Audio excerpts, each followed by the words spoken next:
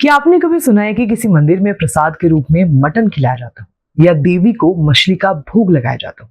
सुनने में तो ये अजीब लग सकता है, लेकिन भारत के कुछ प्रसिद्ध शक्तिपीठों में यही परंपरा सदियों से चली आ रही है। आज हम बात करेंगे गोरखपुर के तरकुलहा देवी और बंगाल के काली मंदिरों की, जहां आस्था का स्वाद थोड़ा अलग है।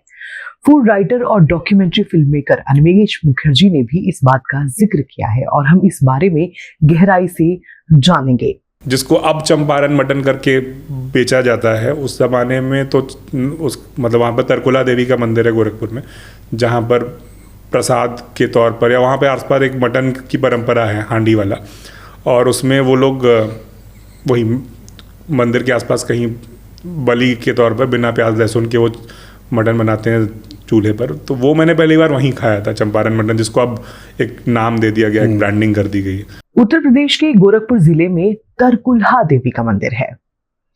यहाँ की सबसे अनोखी बात यह है कि यहाँ माता को बकरे की बलि चढ़ाई जाती है और फिर उस मांस को मिट्टी की हांडी में पकाकर प्रसाद के रूप में भक्तों को बांटा जाता है। वहीं यहाँ कुछ लोग दर्शन के बाद मांस, मदिरा आदि की दावत भी करते हैं। ये सिर्फ परंपरा नहीं है, क्रांति से भी जुड़ा है। कहा जाता है कि 1857 की क्रांति के शहीद बाबू बद्दू से यहाँ अंग्रेजों को पकड़कर उनकी बलि चढ़ाते थे। तब से यहाँ बलि और मटन प्रसाद की परंपरा शुरू हुई।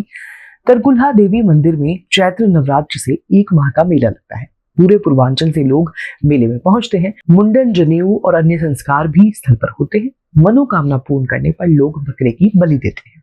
अब चलते हैं पूर्व की ओर। बंगाल में दुर्गा पूजा के भोग में बहुत सारा खाना ऐसा बनता है जो उससे इंस्पायर, क्योंकि निरामिष खाना बनना था। हालांकि बंगाल का निरामिष मतलब उसमें बिना प्याज लहसुन की मछली भी होगी।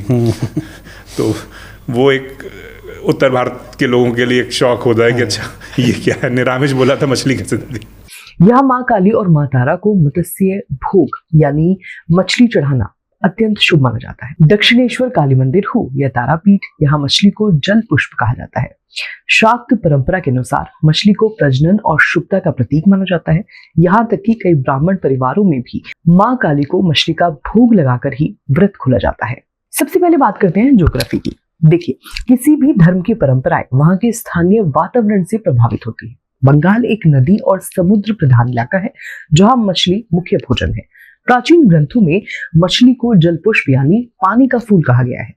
अब लॉजिक ये है कि जो चीज प्रकृति ने आपको सबसे कीमती तोहफे के रूप में दी है, वही आप अपने भगवान को अर्पित करते हैं। अब यहाँ हमें समझना होगा कि शक्त ट्रेडिशन और वैष्णव ट्रेडिशन के बीच का अंतर क्या है। उत्तर भारत में वैष्णव प्रभाव ज्यादा है, जो पूरी तरह सात्विक भोजन पर जोर देता है, लेकिन बंगाल में शाक्त परंपरा चलती है। यहाँ देवी को शक्ति के रूप में जाना जाता है। शास्त्रों के अनुसार शक्ति की पूजा राजसिक या तामसिक तरीके से भी की जा सकती है, जिसमें पशु बलि और मांस का भोग स्वीकार्य है, यानी कि एक्सेप्टेबल है। कामाख्या मंदिर से लेकर कालीघाट तक ये हजारों सालों पुरानी रीत है। लेकिन दोस्तों, इसका सबसे खूबसूरत पहलू सोशल है। बंगालियों के लिए दुर्गा पूजा सिर्फ एक धार्मिक अनुष्ठान नहीं है, बल्कि ये home coming of a daughter है। उमा यानी माँ दुर्गा जब अपने मायके आती है, तो एक पिता और माता उन्हें वो सब खिलाना चाहते हैं जो उन्हें पसंद है। जैसे आपके घर बेटी आई तो आप उसे उसकी पसंद का खाना खिलाते हैं, वैसे ही बंगाल के लोग माँ दुर्गा को मछली खिलाते हैं। इसमें भगवान और भक्त के बीच डर का नहीं, बल्कि परिवार का रिश्ता है। तो लब्बू लुआब उनकी डाइवर्सिटी में है। धर्म कोई एक फिक्स्ड रूल बुक नहीं है, बल्कि अलग अलग संस्कृतियों का एक संगम है।